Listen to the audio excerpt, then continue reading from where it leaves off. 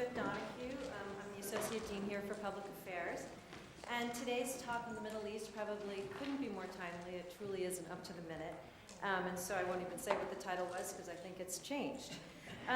So we're going to have a really interesting panel today, of course. And the three speakers we have couldn't be better to address this important topic. So first up will be Rami Khouri, who is the Gruss-Lipper Visiting Scholar of Middle East Policy Studies here at Princeton. He comes from the American University of Beirut, and we're delighted to have him here visiting this semester. Next speaking will be Daniel Kurtzer, who you all know, needs no introduction, who was the U.S. ambassador to both Egypt and Israel, and is a much-loved faculty member here at the Woodrow Wilson School. And Amaney Jamal, who is the professor of politics and a director of the Bobst Center for Peace and Justice. And even though she's not technically with the Woodrow Wilson School, we borrow her enough that she's sort of with the Woodrow Wilson School. And we're delighted that you're here as well. So thank you very much.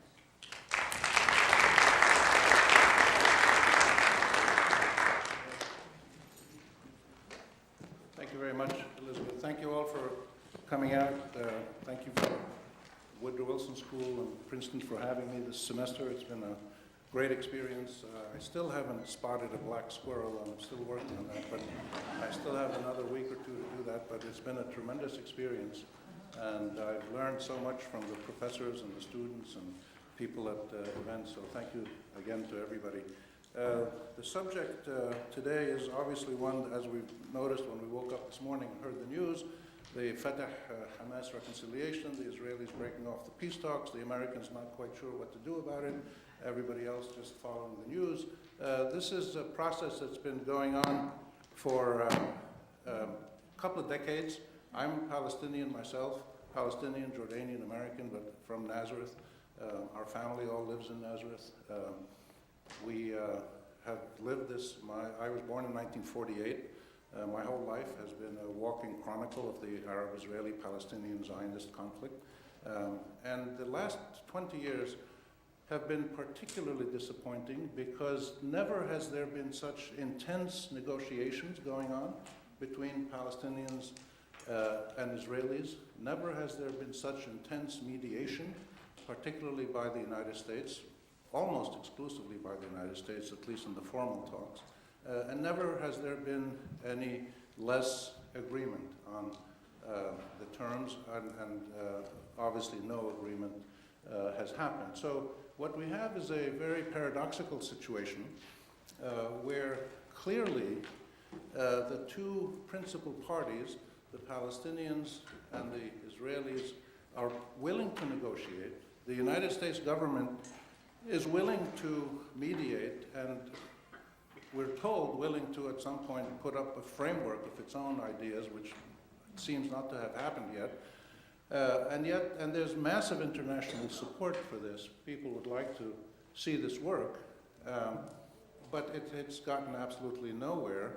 At least it hasn't reached an agreement. The paradox is that the majority of Israelis and Palestinians have clearly and repeatedly expressed in public opinion polling, in all kinds of research, have clearly and repeatedly stated their willingness to have a peacefully negotiated permanent agreement, comprehensive agreement, that effectively has an Israeli state within its 1967, pre-67 borders, a new Palestinian state, West Bank, Gaza, and East Jerusalem, and a resolution of the main issues: refugees, Jerusalem, settlements, borders, water, security, etc. And there's a clear consensus, majority consensus. It's usually around 60%, sometimes 65, sometimes 58, but consistently majorities of Israelis and Palestinians are prepared to make reasonable concessions to achieve that goal. So what's the problem? I believe the problem is threefold. I think we have pretty incompetent governments in Palestine and in Israel. Incompetent is a mild word. I could use stronger words, but let's just say incompetent governments who have not been able to harness the sentiments of their own people, the reasonable perceptions of the other side that's prepared for an agreement. They've been incompetent in harnessing that potential public support for a peace agreement.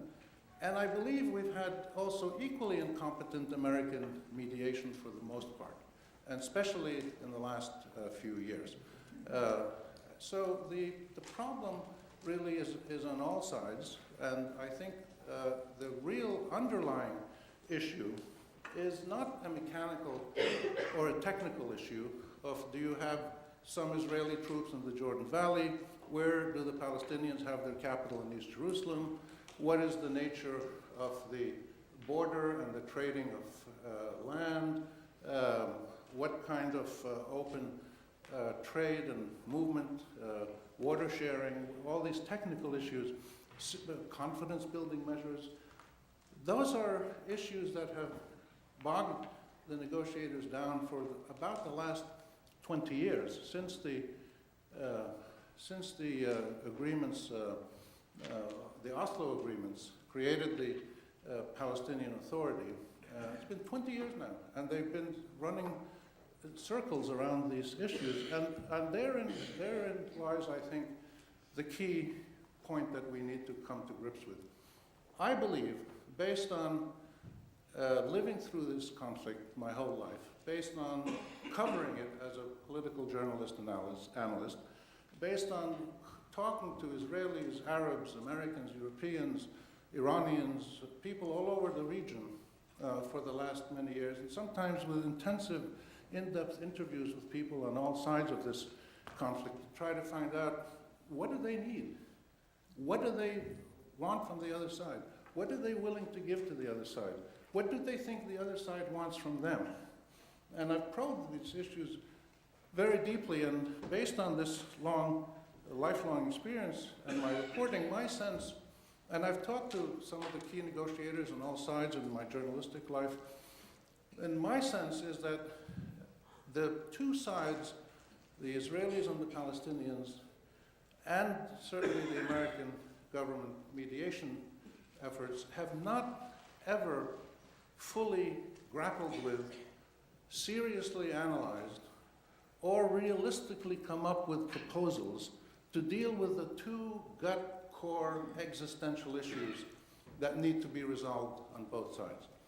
And those are, from the Palestinian side, there needs to be a clear acknowledgement of how our refugee and exile and disenfranchisement and displacement happened.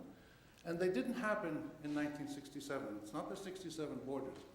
And they didn't happen because of the May 1948 war.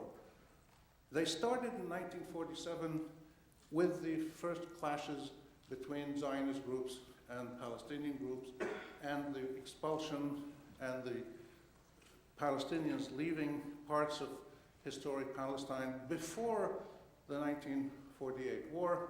In other words, the Palestinians are saying the Israelis, or Zionism, or whatever you want to call it, whoever we're talking about, and there's a difference between Judaism, Jewish people, Zionism, and the State of Israel. Those are four very different things. They sometimes converge. But what we need is an acknowledgement. What the Palestinians need is an acknowledgement from the Israelis and from the Zionist world of how a refugee happened. How is it that a land that was 90%, 95% Arab Palestinian, Christian and Muslim Arab Palestinians at the beginning of the 20th century, at the end of the 20th century, was 80% Jewish Zionist Israelis and 20% Palestinian? That's not a normal process of just haphazard demographic shifts. The Palestinians need acknowledgement of how the Zionist enterprise that created the State of Israel, which for Jews and Zionists was a miraculous, divinely assisted saving of the Jewish people after the terrible experiences at the hands of Christian Europeans and Russians. So the State of Israel and the culmination of the Zionist endeavor that started in the late 19th century was a great miraculous event, an event of hope, of national ingathering, of reconstitution, of great, great human endeavor for the Jewish people. For the Palestinians, It was a catastrophe of equal magnitude. And the Palestinians need the Israelis to acknowledge how it is that these Palestinians were driven out, why they fled. And with that acknowledgement comes the capacity to then agree on the terms of a settlement. How many people on the border? What do you do with mutual recognition? What do you do about sharing Jerusalem? Those become very easy after the fundamental acknowledgement of the Palestinians happens on the part of the Israelis, and then the negotiating the terms of a permanent comprehensive agreement. That's from the Palestinian side. So it's the end of refugeehood, really, is what the Palestinians are demanding. And it's an acknowledgement that triggers then political actions. And it's equal in magnitude. It's equal in magnitude to the many years when the Israeli government was demanding from the Palestinians in the 60s and 70s and 80s, before the contact started. The Israeli government always demanded from the PLO and the Palestinians, not that we recognize Israel, but that we recognize Israel's right to exist. It was an abstract that we were asked to recognize, not geography, but the abstract right of the Israeli state to exist. And we resisted that for many years. But then the PLO accepted it and repeated it, and that's why negotiations started. We're asking the Israelis to do something of equal magnitude, to acknowledge why our refugeehood happened and what was the role of Zionist groups in that process before May 48, after May 48, and even until today with expulsions and expropriation and annexation and colonization. That's from the Israeli side. From the Palestinian side. From the Israeli side, the core gut issue that the Israelis, I believe, need is clear, explicit, credible, legitimate, and sincere acknowledgement from the Palestinians and the other Arabs. The other Arabs are lined up, that's not a problem. Acknowledgement that Israel can exist as a normal state in this region with full rights as the other states have, clear, legitimate security rights, open borders, normal relations. In other words, that it is accepted sincerely and unambiguously, with no ifs, ands, or buts about it. And the Israelis do not feel that they've had that from the Palestinians. The Arab peace plan that the Arab world presented in 2002, which I believe was historic, the Israelis hardly even mentioned it, or they never formally answered it as far as I know. So from the Israeli side, there's this deep need to be accepted, acknowledged, formally incorporated into this region by the acknowledgement, the legal acknowledgement of the Palestinians and the rest of the Arab world. Israel is very strong. They can defend themselves. They're not worried about being beaten or anything like that. It's not security that they need. They have pretty decent security.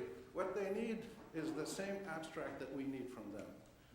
They need us, they need to feel that we accept them and are prepared to live with them. And therefore, this sets up, to me, a perfect opportunity for a serious, honest, impartial, professional negotiator or mediator to bring these two sides together. But that hasn't happened, and the two sides on their own cannot do it.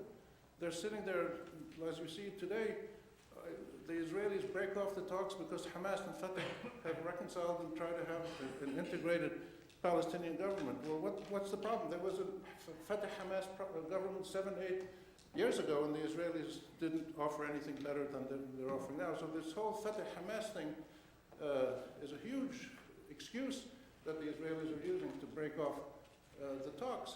And the Palestinians come up on their side with issues that cause them to feel that the Israelis are not serious.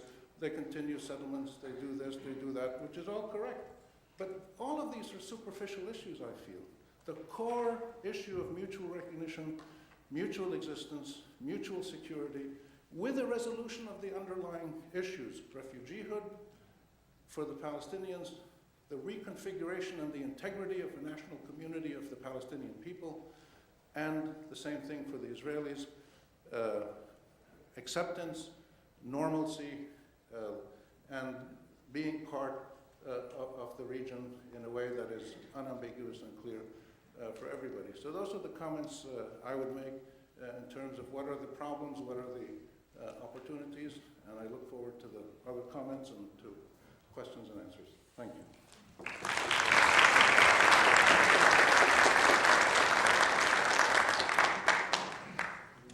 Hi, good afternoon. I want to take you back to October 18th, 1991.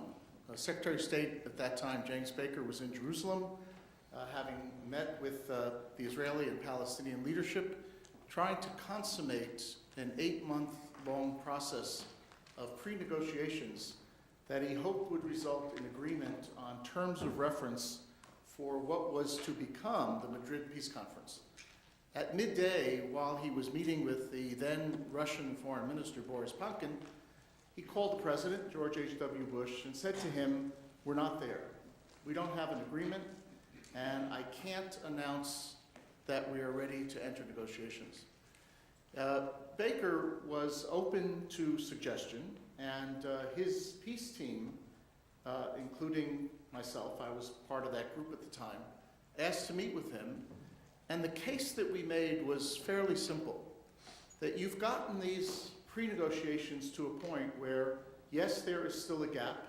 It is both wide and deep. But if you don't try to leap over that gap today, the gap will widen. And therefore, you have to make a political choice, not so much a diplomatic choice, as to whether or not you're ready to take the risk. Now, why do I start with this story? Because, in fact, we have a situation today, even with the crisis in the negotiations that we're experiencing, with both sides not fulfilling the obligations that they undertook last summer.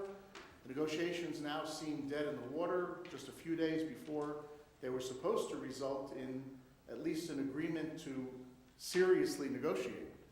And the question then becomes, how do you get over this gap?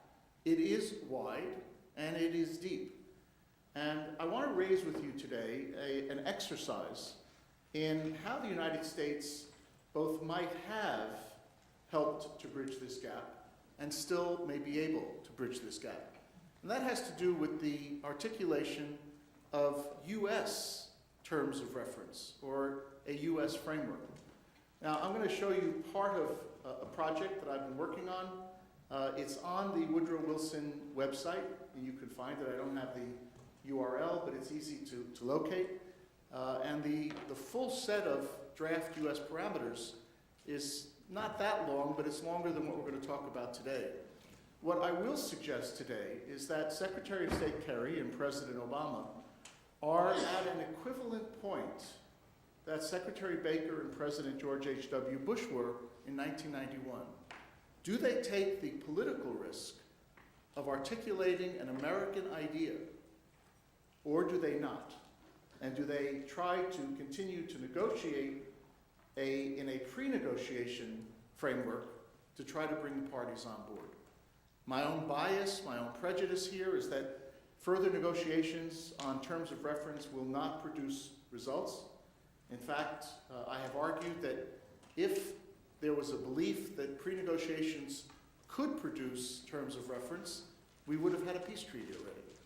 The parties are stuck in their positions in a manner that will require either some internal event to shake up the decision-making, in other words, a change of leadership to meet the issues that Rami just mentioned, which is a failure of leadership, or they're going to need an external push in order to see that there is a bridge between the positions in which they're currently holding and where they might want to go.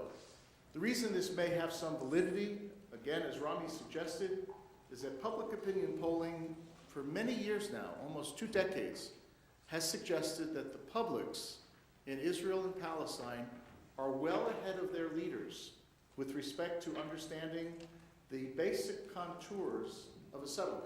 I'm not talking about the specifics, the details, but both populations understand more or less in general fashion how this conflict can come to an end. And therefore, I think it may be up to the United States today to articulate or to design and put forward that bridge which shows the leaderships how they can actually meet their concerns.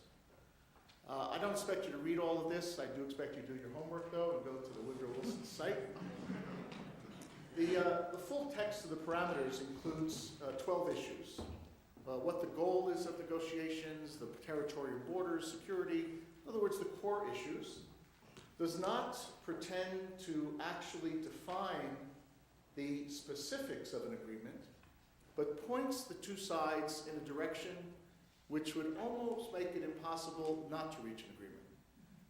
I think you've heard me say earlier that it's almost like putting them at the large end of a funnel and then suggesting to them that they have to move down that funnel as the positions narrow. It requires the United States to articulate the opening positions and then to work with the parties throughout in order to help them define specifics as they move forward. Let me give you a couple of examples. The first is the goal of negotiations. And if you take a look, you can see I've tried to craft language that brings everything together under a certain heading. So it's the PLO and Israel seeking a just, lasting, and comprehensive peace, consistent with the UN Charter and so forth, all of the normal and expected introductory verbiage. But it does indicate that the outcome here is an end of conflict, end of claims agreement. And that answers a very important point for both sides, because neither side wants to enter into an agreement which then might be subject to changes or amendments later because of external issues. It reflects the language we've seen for a long time, Palestine and Israel living side by side in peace and security. And then it introduces an idea for dealing with the issue that Rami suggested, which is mutual recognition. And it talks about Israel recognizing Palestine as the national home of the Palestinian people and all its citizens, and Palestine recognizing Israel as the national home of the Jewish people and all its citizens. In other words, you find in a parallel and mutually reinforcing formulation an idea that confers mutual recognition, but also protects the rights of those who are not covered by the basic definition. Because what's one of the Palestinian concerns about recognizing Israel as a Jewish state? It's the situation of non-Jewish citizens of the state of Israel. That's covered in this formulation. Because Israel gets recognized as the national home of a people, the Jewish people, but also as the home base of its other citizens, as does Palestine. And then there's language about not delegitimizing each other. In other words, bringing together into the goal of negotiations a methodology for resolving one of the core stumbling blocks in the current negotiations. It doesn't tell the parties how they're going to frame their peace treaty, but if they can get over this one precondition that we've had a problem getting over for the past few years, they can then move on to the next issue. What's the next issue in the parameters? Territorial borders. You remember that President Obama introduced this idea back in May of 2011. He suggested that the two sides start with the negotiation on territory and borders.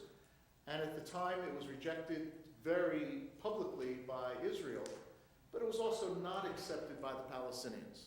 I think I mentioned in an earlier session here, about 2 years ago, that at the time, many of us, both inside the administration and outside, tried to persuade the Palestinian Authority to say yes to President Obama, and therefore tried to corral Israel into agreeing, but for Palestinian reasons they couldn't, so both sides ended up walking away from starting negotiations on territories and border, and territories and security.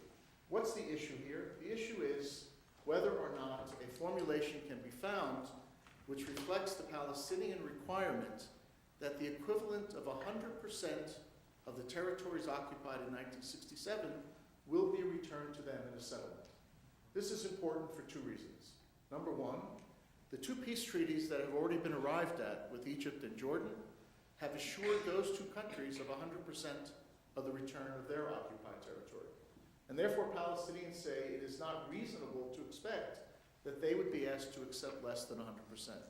Secondly, more fundamentally, Palestinians say that in 1988, they already made a strategic concession by accepting a two-state solution in which Israel, before 1967, was holding 78% of the historic land of Palestine.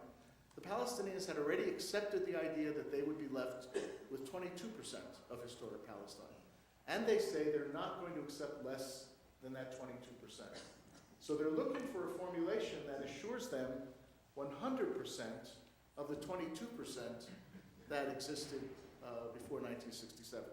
And so we have a formulation here that suggests a way to resolve this. In fulfillment of Resolution 242, which is the basic resolution of the peace process, Israel will withdraw from territories occupied in the 1967 war. On the right side of the various slides, you'll see in the website, there's a bit of interpretation, suggests to you where this language comes from in various ways. And then it says the parties will negotiate the withdrawal and the border of the two states based on the June 4, 1967 line, based on that line, doesn't have to be exactly consistent with that line. And the final border will reflect minor and agreed upon boundary modifications, including a one-to-one land swaps reciprocal in terms of both quantity and quality. In other words, this is the way you would reflect the idea of 100% of the 22%, but it leaves open room for negotiation. And it leaves open room for some realities on the ground which would be very hard to overcome otherwise. Israel has built some massive settlement blocks. In theory, Israel should withdraw from those settlement blocks. In practice, it will prove to be extraordinarily difficult to move that many people. But can we find an outcome in which some of those blocks will remain inside the state of Israel, but an equal amount of territory, both in quantity and quality, get transferred from Israel to the Palestinian Authority, thereby making up that 100% ratio? And you'll read the whole thing as you review this. There's a long section in here on security, which I won't go over in detail, but as you know, and as Rami suggested in his remarks, one of the core trade-offs that's always been evident in this peace process is that for a third-party mediator, there has to be due consideration to the legitimate security concerns of the state of Israel, and due consideration to the political and governance considerations of the emerging state of Palestine.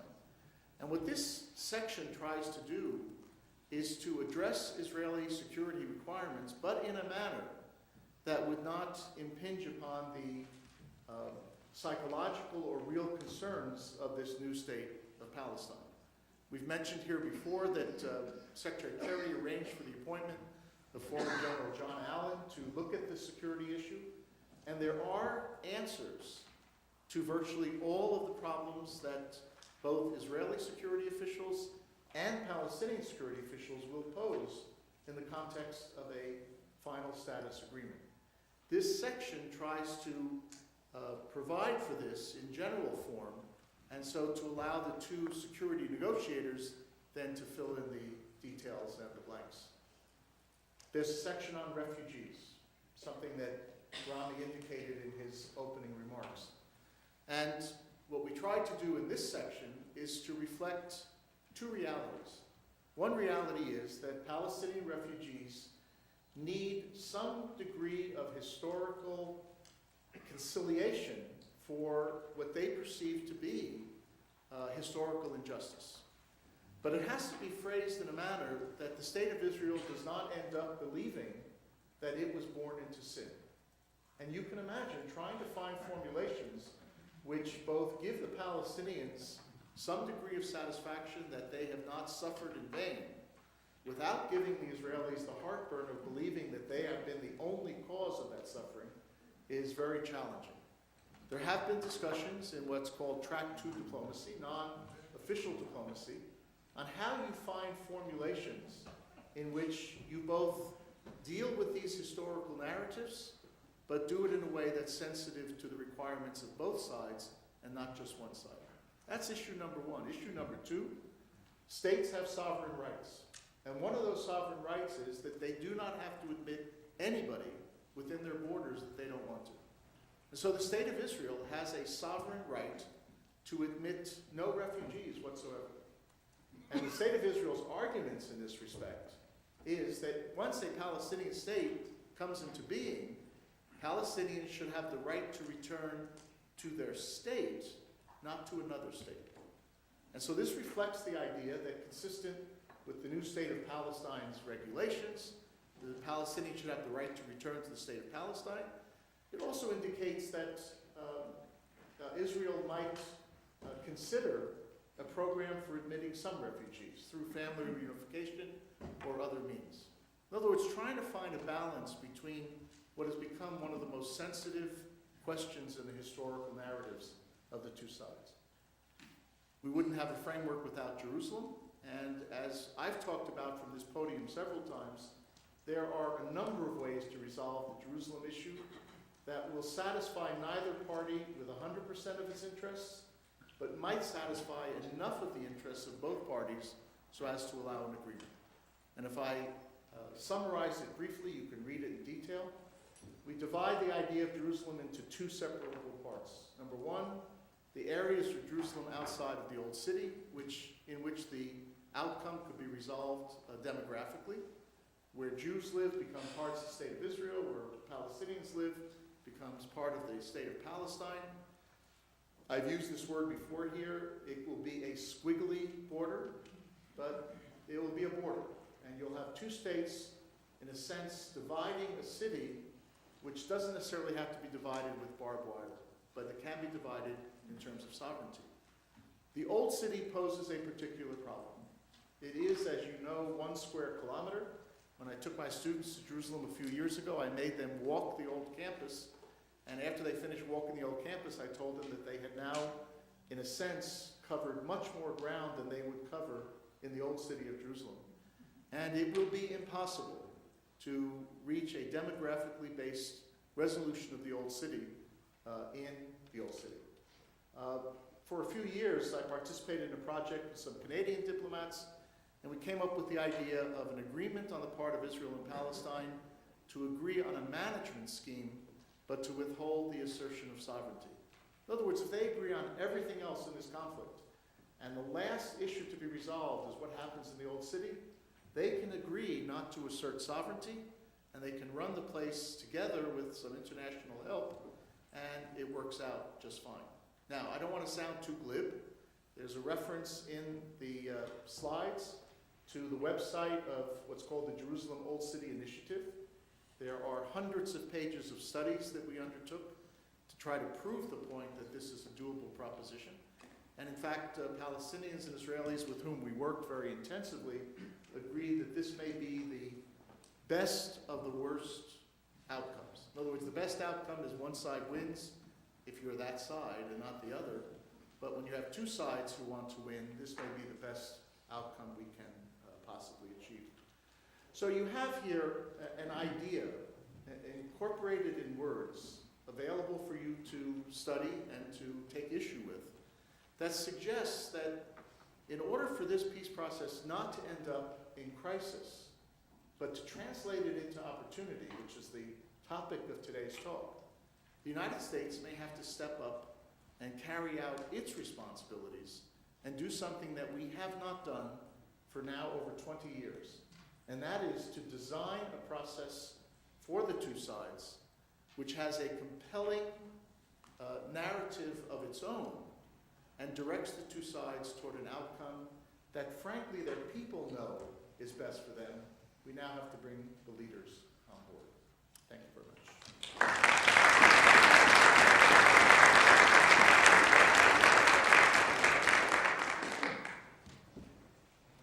Thank you so much, Ambassador Kurtzer and Dr. Khouri. It's a real pleasure and honor to be on this panel.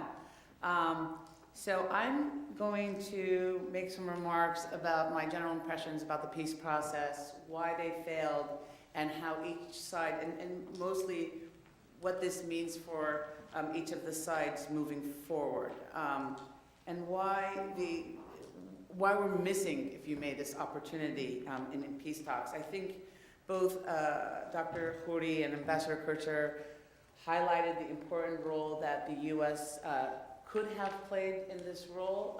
Many will agree that although John Kerry exerted a tremendous heroic effort, going back and forth several times to the region, trying to get the partners to talk, trying to get the partners to agree on certain principles or reference points or terms of understanding or anything that was actually before the actual peace talks, we really didn't make much progress there. And I spoke to a lot of people during this time period. There was basically this silence about nothing can be revealed from the ongoing peace talks.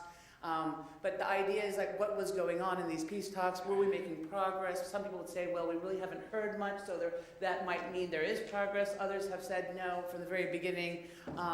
And probably a lot more of the people I spoke to said they didn't think that the peace talks were going to go anywhere, because why would the parties agree, or what type of pressure or what type of parameters was the U.S. laying out for the partners to agree on something? So there was a general kind of pessimism, and you know, if you've studied the Arab-Israeli conflict, it's natural to be a bit pessimistic, especially since we're almost 20 years, or what, 20 something odd years outside, away from Oslo, and we're still trying to get back to that lovely moment. At least, as confusing as that moment was, that was probably some of the glorious days of the peace talks. But the idea is that because we really didn't hear much about the U.S. administration's vision for the peace talks, that John Kerry wanted, and the argument was, or the assumption was, that John Kerry wanted to leave some important legacy behind, that he was going to do all that he can, but we really didn't see much of what the outline of those discussions should look like. And this was captured well in Ambassador Kurtzer's talk. Here's substance. This substance needs to be put on the table. You need to bring the partners to work together on this. Having said that, now, since we knew that the U.S. was probably approaching this half-heartedly, what does this mean for the interest of the two key players here, both the Israelis and the Palestinians? On the Israeli side, when I speak to my colleagues who know Israel best and ask them what the Israelis are thinking, oftentimes what you'll hear is some common responses, which is that the public opinion on the Israeli side is not there to make these very huge and significant concessions. One of the key issues, of course, there's refugees, there's borders, there's resources, there's water, but one of the key issues that comes up all the time are the issues of both Jerusalem and settlements. Those are huge issues. And the problem is with the settlement issue, especially on the West Bank and Gaza, is that we all know that it's a very difficult issue to address, but by expanding settlements on the West Bank, we're continuing to feed the problem that is going to be the most difficult thing to resolve. So it's sort of like to quell at least the public opinion right now on Israel is basically to continue on a policy that has become a major impediment for the future of the peace process. If there is no territory for a contiguous Palestinian state, the Palestinians have very little to hope for in coming to peace talks and making these negotiations work. Again, both Dr. Khouri and Ambassador Kurtzer have written far more extensively about how settlements have served as an impediment to the peace process, but this needs to be highlighted. Even during these talks, the settlement activity has persisted, and it seems like it's going to become an increasingly more difficult issue to resolve moving forward. I've spoken to some colleagues in the Track 2 negotiations, and they believe that there is a recognition in Israel that they will have to deal with the Palestinians on the West Bank ultimately, but that the leader who has to deal with it is supposedly the leader that will be cursed, right? Which Israeli leader is going to have to step up and deal with removing settlements, or at least addressing the settlement issue, negotiating on Jerusalem, coming up with some policy that's going to accommodate some of these refugee demands. And as Ambassador Kurtzer pointed out, it's not going to be comprehensive from the Palestinian perspective, but nevertheless, these will be important consequences. And if there's not immediate pressure to do so now, then there's very little incentive for Israel to move unilaterally, or at least even in negotiations right now, down this line. And if Netanyahu could leave this for the next leader, or a leader in 20 years to have to deal with this, that's better for him. It's better for his coalition. So there's very little incentive, if you look at it from the Israeli perspective, to move on this. from the Palestinian perspective. Increasingly in my conversations with people on the Palestinian side of the conflict, you're hearing things that you didn't hear 10 years ago also. 10 years ago, there was more of this argument about, look, we need to move towards this peace process. We need to be on board of the peace process. The only way to guarantee the peace process is to sit with Israel and negotiate. And although, as again my colleagues have pointed out, that the Palestinians and the Israelis, the publics, remain committed to the peace talks, the idea that within the ranks of the Palestinians is that they're probably not going to get much out of negotiations with the Israelis. They've basically, and again, there's little things that they didn't commit to, they didn't meet, they didn't fulfill some of the items on the list, but the idea, the big things, the big principles moving forward, will they come out of negotiations with a viable, contiguous state on the West Bank? Fewer and fewer Palestinians are believing that that is going to be a viable option, right? That negotiations are fundamentally not going to get the Palestinians anywhere. Mahmoud Abbas sort of approached the negotiations with the attitude that, yes, if the Americans tell us to do this, we'll do this, but we have other opportunities, these other options. And the other options that the Palestinians are now pursuing, again, are credible options, right? The legalization campaign.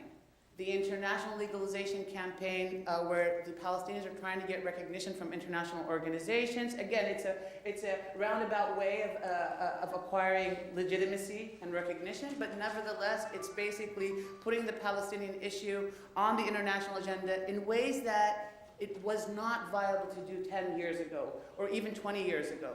After Oslo, the conviction was that, nobody wants to touch the Palestinian-Israeli conflict outside of the negotiations, because the Palestinians and Israelis had committed to this peace process within Oslo, and to respect the integrity of the peace process, to respect the integrity of Oslo, you had to leave it to the partners to negotiate. Now there's been a shift. And I think more and more people, especially in the international arena, are beginning to believe that if we leave the conflict alone to the partners to resolve the issue themselves, it's going nowhere. You have a power differential that favors Israel, and the Israelis don't have to do much on that side of it. I mean, don't have to concede much to the Palestinians, and the Palestinians are not in a position to gain much in negotiation. And at least internationally, on the international campaign, all of a sudden when you speak to Palestinians, you feel that they have, and it might hurt them, right? But if you speak to them, that's the problem. They're saying, well, we have nothing to lose, right? We can pursue this internationalization initiative. We can seek international recognition. In the end, if we fail, what's going to happen? I mean, what are the consequences that the Palestinians will face? They're already being occupied. Settlements are already being expanded into the territories. The Israelis are withholding some of the tax revenue. So there is a punitive regime already in place. And I'm going to talk about why this should be worrisome, also moving forward. The second thing where the Palestinians that you begin to hear, and more Palestinians are talking about, which was not the case 10 or 20 years ago. I am considered, Palestinian. I grew up during the Oslo generation, so we were, the idea of a two-state solution was a fundamental principle for most Palestinians. But more and more Palestinians now are talking about the one-state solution. The younger generation, especially, they believe this two-state solution is really not in their interest. And this is for the Palestinians, the older generation of Palestinians. This really defies a national consciousness that really sees Palestine, the future of Palestine, as an independent entity. And the idea of even thinking about merging a Palestinian state with an Israeli state is undermining the national logic, the national consciousness of the Palestinian movement. You're seeing now a new generation that only speaks about a one-state solution. If Arabs in Israel can live and have, albeit minority rights, those minority rights in Israel are still better than Palestinians with full rights in Palestine today, right? And the first thing they'll say, at least you have better services. Your roads are clean. You have health services. You can go to the hospital. So basic needs, jobs, employment, benefits. So more and more Palestinians are talking about a one-state solution. And this has given this new generation hope in a way, as sort of, interesting as that is. The third thing that you're hearing Palestinians talk about that they weren't talking about, or at least this campaign that's gaining a lot of momentum, is the BDS campaign, the boycott, divestment, and sanctions momentum. And you see this not only across U.S. campuses, but you see this across several universities, especially in the United States, where people are having discussions about Palestine, Palestinian rights, human rights. They're linking it to broader discourses about minority rights. This campaign has been gaining momentum in the United States. And you see this even in the shift of discourse. There are things that you can talk about and debate about right now in university classrooms and in campuses that 20 or 30 years ago was just very difficult to move beyond. And a lot of the younger generation has embraced this BDS movement as a means of saying, look, if the negotiations are not going to go anywhere, people will raise their conscience. You'll have raised consciousness in ways that is going to delegitimate Israel in the international arena. In fact, John Kerry, when he was preaching the importance of coming out of the peace talks with something in hand, what did he say? He said, if we do not find a way to find peace, there will be an increasing isolation of Israel. There will be an increasing campaign of delegitimization of Israel that has been taking place on an international basis.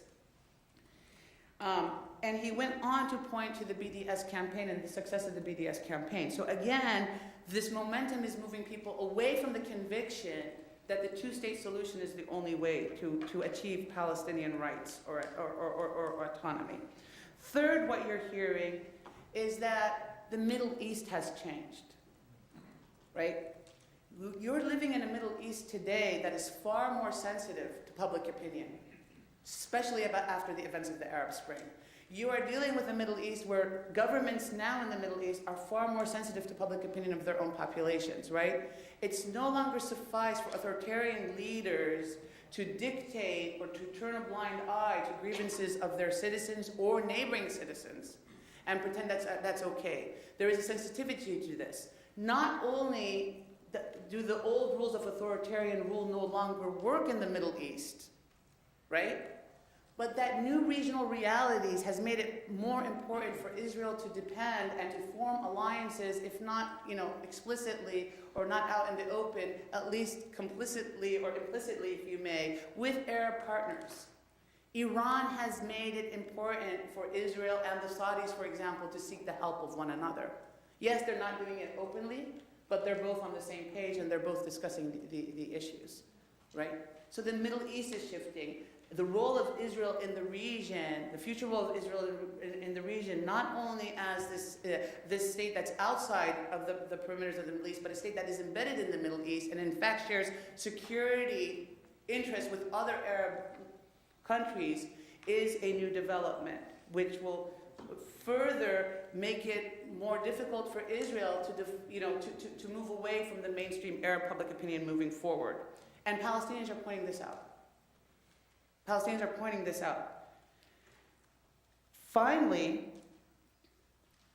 is that what the Palestinians have been speaking about, especially today, if you were reading the headlines, is this is things that the PA was talking about privately a couple of years ago, 2 or 3 years ago, but now they're coming out more explicitly and saying, look, the Palestinian National Authority, or the Palestinian Authority, was a byproduct of what? It was a byproduct of Oslo.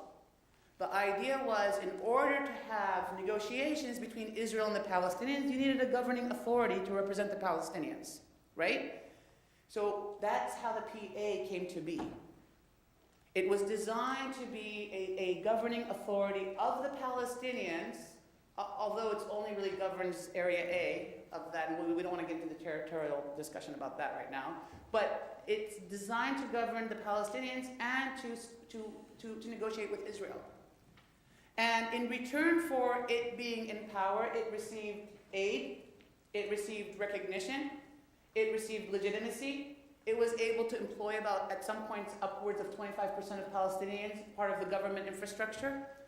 It became a governing authority. It became corrupt, and I wrote a whole book about that. You can go on and talk about, but it became a government. And the idea was that the government was supposed to negotiate with Israel and basically be the guarantor of those peaceful negotiations with Israel.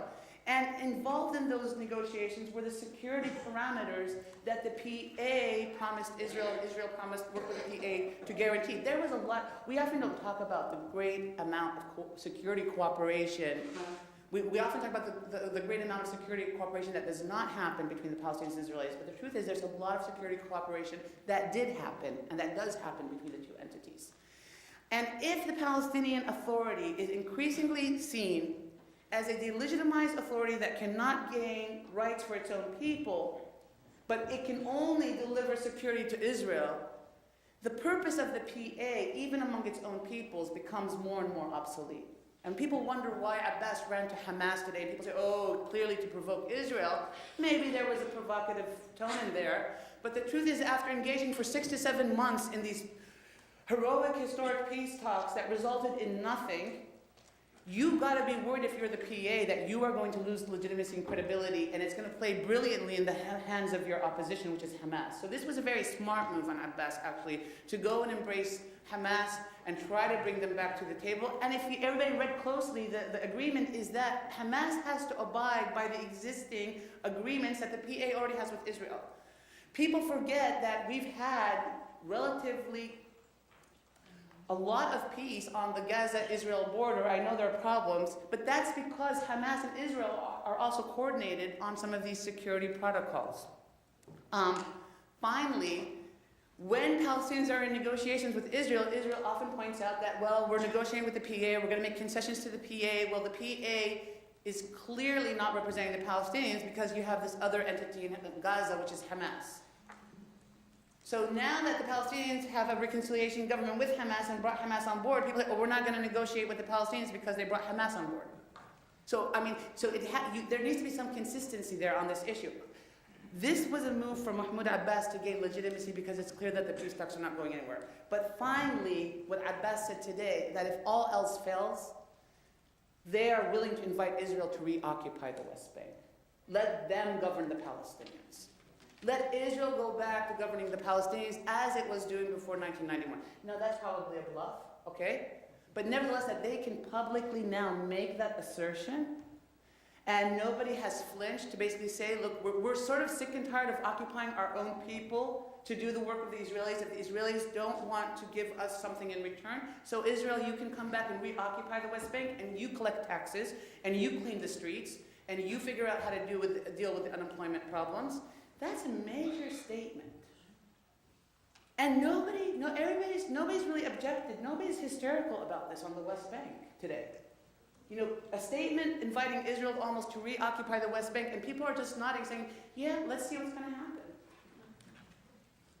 So that's sort of where we are in the peace talks. And so the question is time really on whose side moving forward? It's not clear, but it's quite troublesome.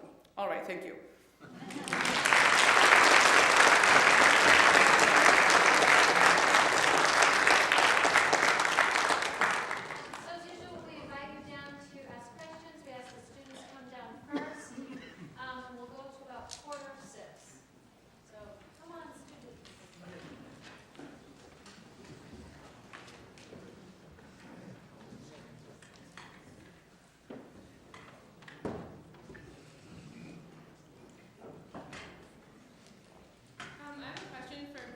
Jamal.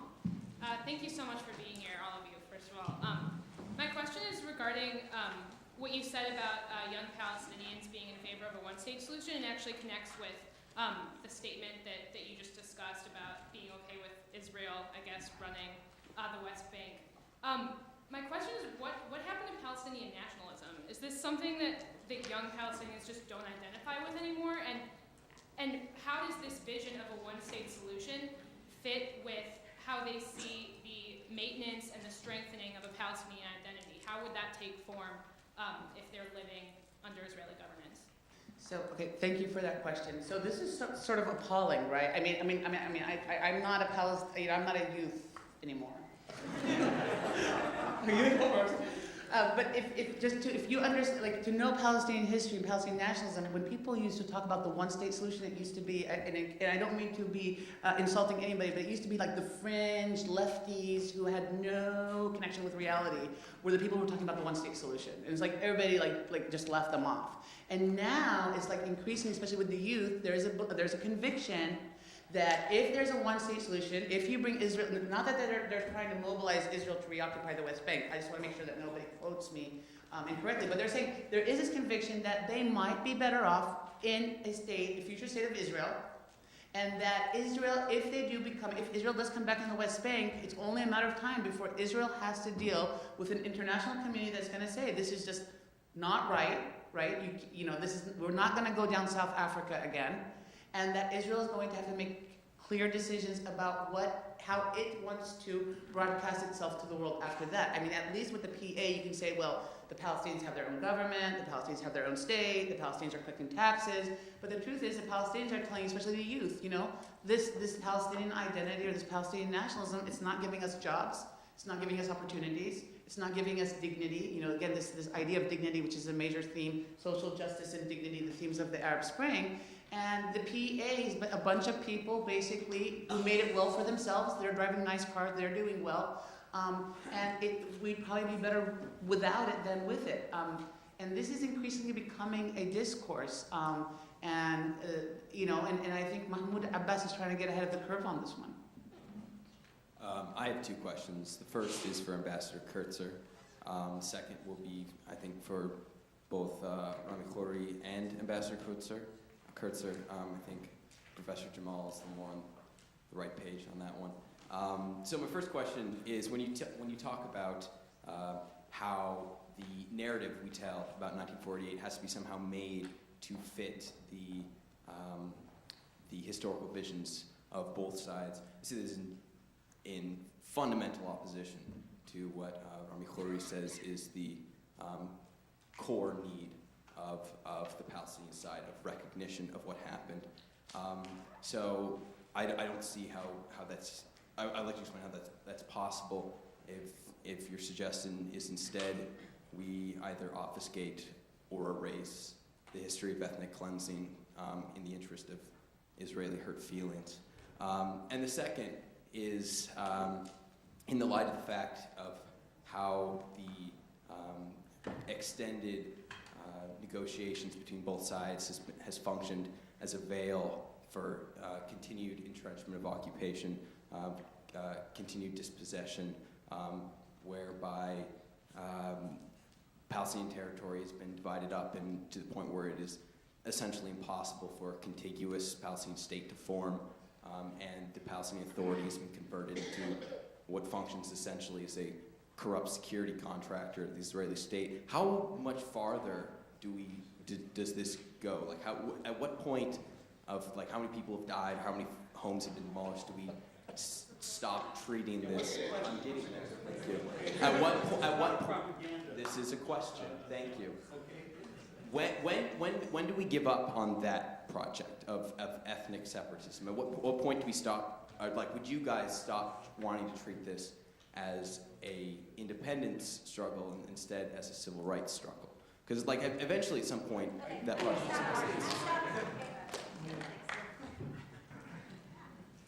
All right, first of all, on the first question, I think you mischaracterized my statements. What I'm looking for in the area of the refugees is a discussion and an outcome in which the historical narratives of both sides can be accommodated.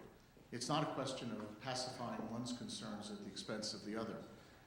And I believe that it is not just doable, but it's already been discussed in various fora. In 2001, the Israelis and Palestinians met in the small town of Taba in Egypt, and they started a discussion of how you deal with this very challenging question of historical narratives.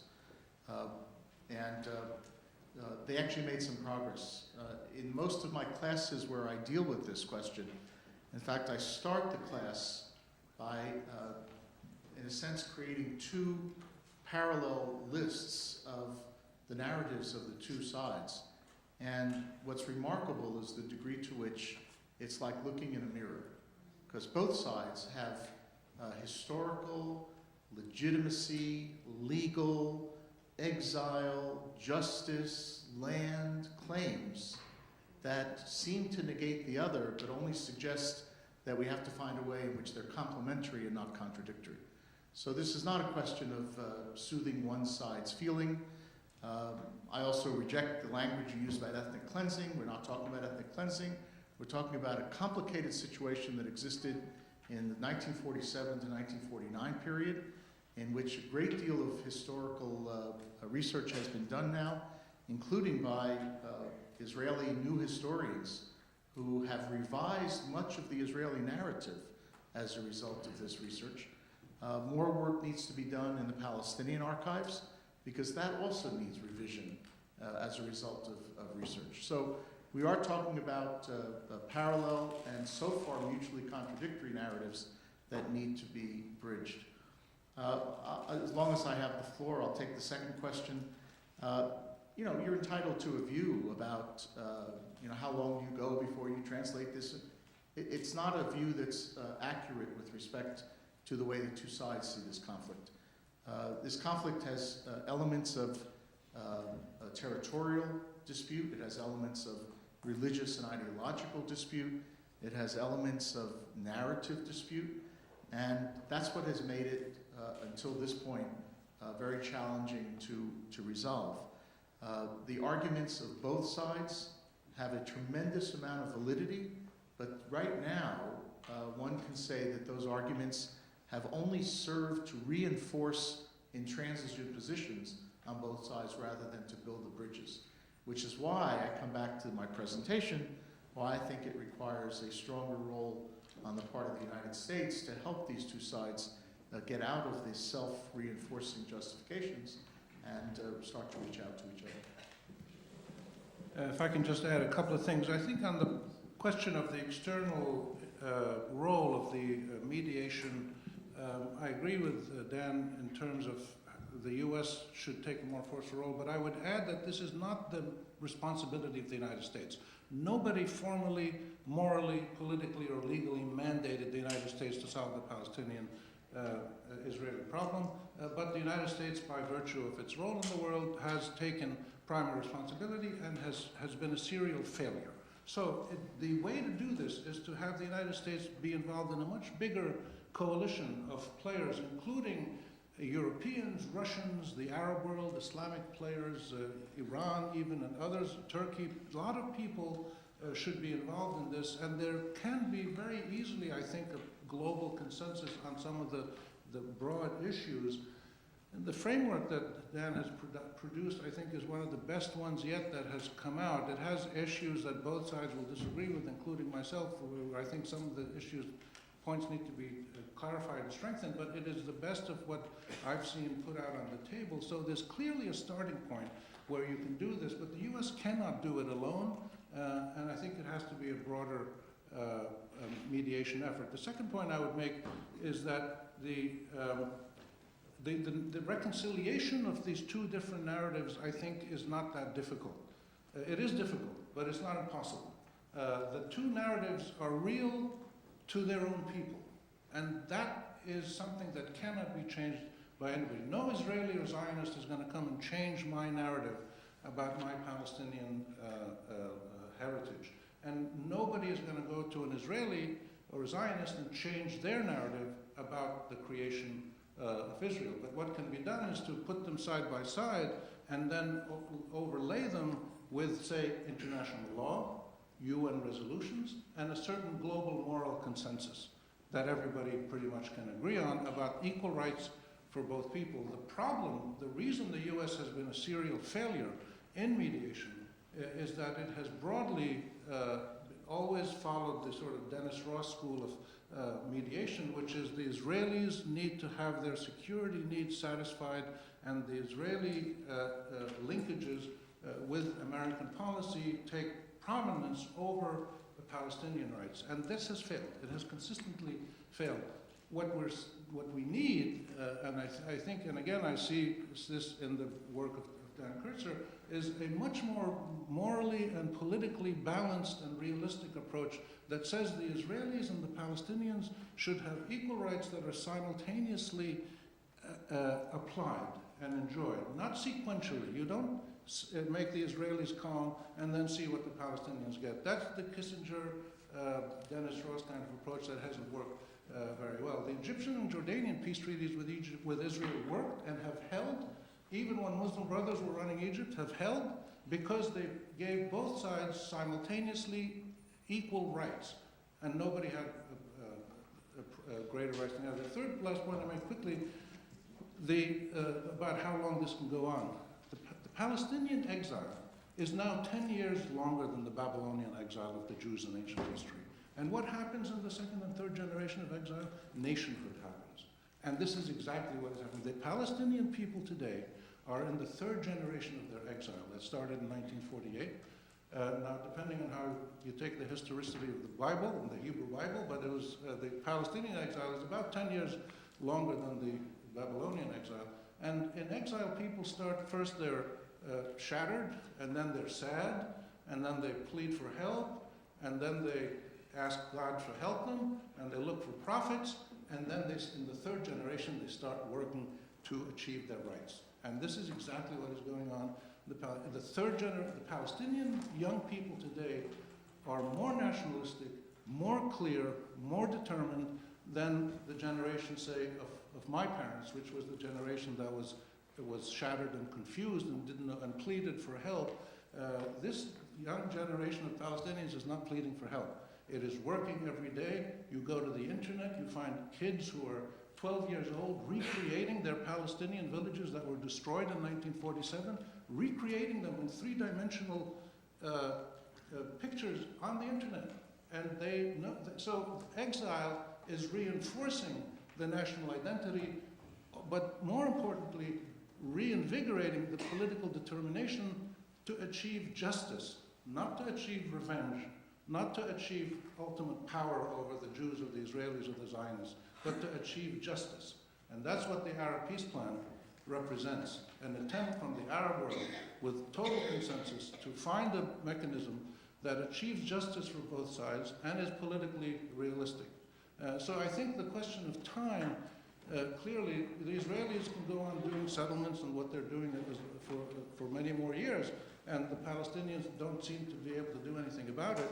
But what you can be sure is that as the third generation of exile starts, the one thing they're not going to do is turn over and go to sleep and forget about this, because the exact opposite is happening. And I would add a point to Amaney's list of options for the Palestinians, which is mass civil disobedience. And this is a question that is now being actively debated, not just in the West Bank and Gaza, not just among Palestinians in Israel, but among people in refugee camps, among Palestinian backers in Australia and New York and Paris and London. So I think until the Israelis and their supporters around the world recognize what is happening inside the psyches of Palestinian people all over the world, and the determination to regain rights peacefully living within an Israeli state, that is still a clear focus. And Abu Mazen said it, and Hamas today, basically in their agreement, said they will go along with that if that's what the Palestinian people want. The more time that goes on, the more difficult this conflict is going to be, and it may well transform from a territorial and national conflict into a religious conflict, which we definitely want to avoid. I'm worried about running out of time, so Will, why don't you and both of you ask your questions now, and then we'll go there. Sure. I actually, just building on that last point, I'm curious to hear the panel's views of how quickly, if we assume that this round of talks, we've sort of reached the end of the road, how quickly pressures will build on each of the parties to return to the negotiating table. So, in the Israeli case, the Palestinian case, but also whether the United States will face pressure to introduce something like the parameters Ambassador Kurtzer outlined to show some commitment to moving forward on the peace process if this round fails. I have two quick questions. The first one is for Professor Jamal. How does the perspective of the Palestinian youth that support a one-state solution deal with the right of return issue?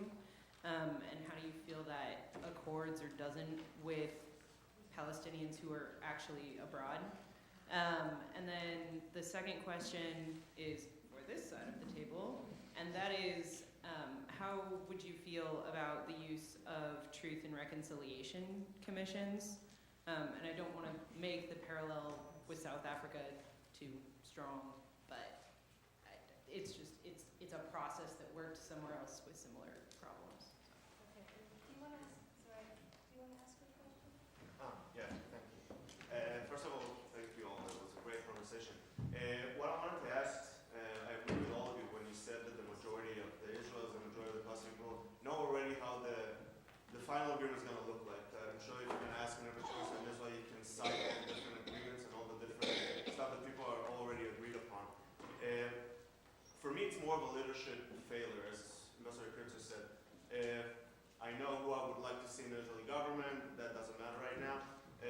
But what I would like to ask you is, do you think that after Abu Mazen is already 79 years old, do you identify someone else in the Palestinians that can lead the Palestinians for a peace agreement? And also, you didn't talk about it that much, about the reconciliation between Fatah and Hamas. But according to the agreement, there's supposed to be an election in 6 months. So I wanted to ask you, who do you think is going to win the elections, and what are the ramifications for that? One tape. Okay, is that enough for you to just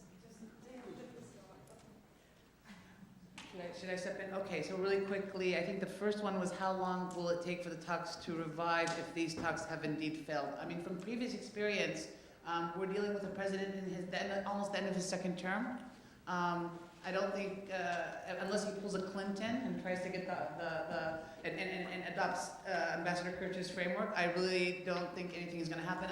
I personally, and of course Ambassador Kurtzer knows more, I don't think they're going to move on it in this administration if the Kerry talks fail. And if we know anything from previous experiences, U.S. presidents in their first term of office never touch the Arab-Israeli conflict. So we're pushing this back for at least another 6 to 7 years, in my opinion. And that's another generation. So that's the first thing. The second question was the youth and refugees.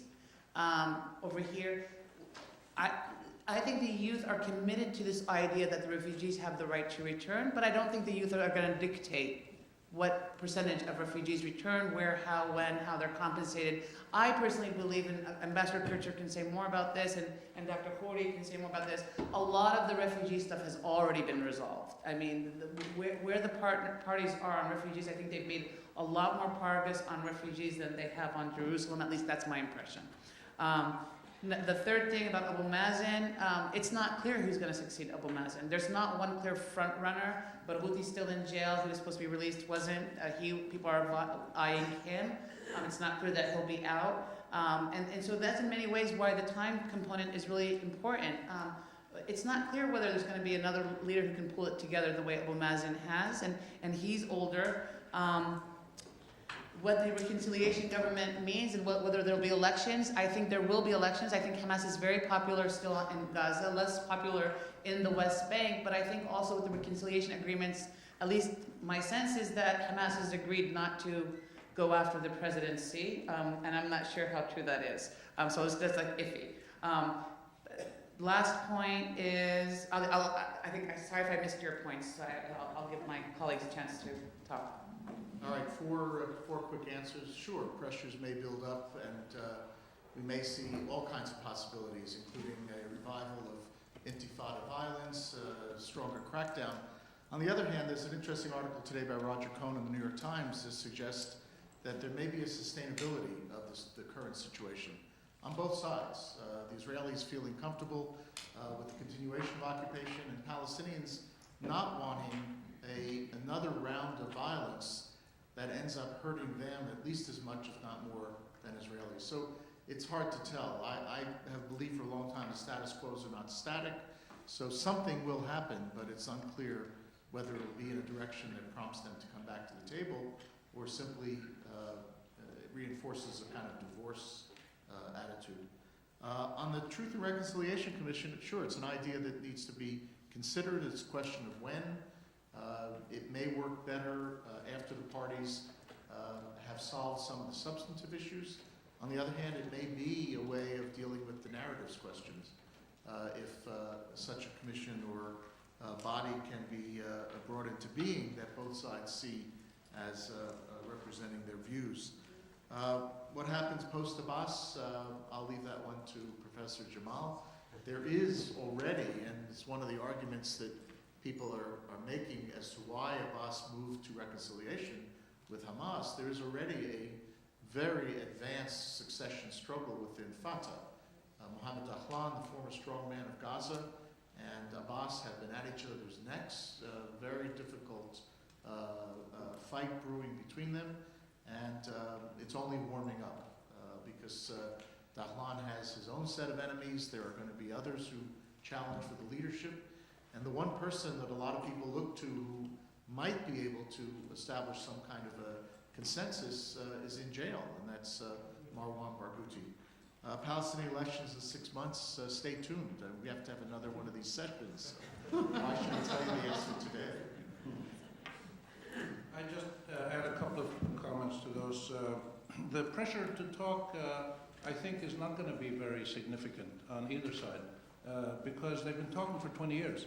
And what are they going to possibly come up with that they haven't tried to explore so far? So I think that what we have to look for is any kind of more serious external intervention to try to get the talks moving in a more effective manner, and that may happen possibly from the Americans and other people working with them, we don't know. But I don't expect a strong player. I think both the Israelis and Palestinians are perfectly willing to let this process die and then see what happens down the road. I would suspect one of the few times I would disagree with Dan is I don't think necessarily that Palestinian intifada or new round of resistance necessarily is going to be violent. I think one of the things the Palestinians have clearly learned, and if you look at all of the options that they're looking at, they're almost all political and they're almost all nonviolent and they're almost all seeking strong international support and legitimization and mobilization from around the world. Whether it's the BDS movement or the international, joining international organizations or civil disobedience or the other one, I forget which one it was, but all the things the Palestinians are looking at are nonviolent and political. And I think people have learned the lesson that this is how you mobilize. And on the other side, from the Israeli perspective, the Israelis are terrified, and they should be terrified, of being increasingly equated with apartheid South Africa in international media. Netanyahu spent 30% of his talk, whatever it was, at the UN talking about apartheid and BDS. So this is something that genuinely worries the Israelis, and it should worry them, because being equated with apartheid South Africa is a pretty awful thing. So the next steps, I think, are going on the Palestinian side are likely to be a serious attempt at national reconciliation, reconstitute the institutions of the Palestine Liberation Organization, and mobilize Palestinian public opinion and activism in a nonviolent way, which will get huge international support, and I would look for that. And the third point I'd comment on the Truth and Reconciliation, there's a term that people have been using called moral compensation. And I think this is a critical element. Moral compensation meaning in a peace agreement, it's not land or money or this that you give to the other side, but moral compensation. And what I talked about at the beginning, acknowledgement, recognition, an expression from each side to the other side that they recognize that the other side belongs in this region. They're not alien occupiers. They're not terrorists. They are people who have a link in this land, Palestinians and Israelis, but they have to negotiate the manner in which they both exercise that link in sovereign states that are viable states. Moral compensation is an issue that people are looking at more clearly, and I believe it cannot come at the end of, it has to come at the beginning of any negotiation to start this process in a serious way. It will not be done by the existing leaderships in Israel or in Palestine. You need a much more courageous leadership. And look what happened in Northern Ireland. Look what happened in South Africa. Look what happened in Gorbachev in Russia. You need people of that stature who can fundamentally shift the entire terms of reference of the political discussion and the political change to bring about a situation which we have in Northern Ireland and South Africa, where the old norms were discarded and a new paradigm was created in which all the people involved had equal rights simultaneously and of equal magnitude. The current leaders cannot do that. we'll have to see who emerges on both sides. Okay, can I promise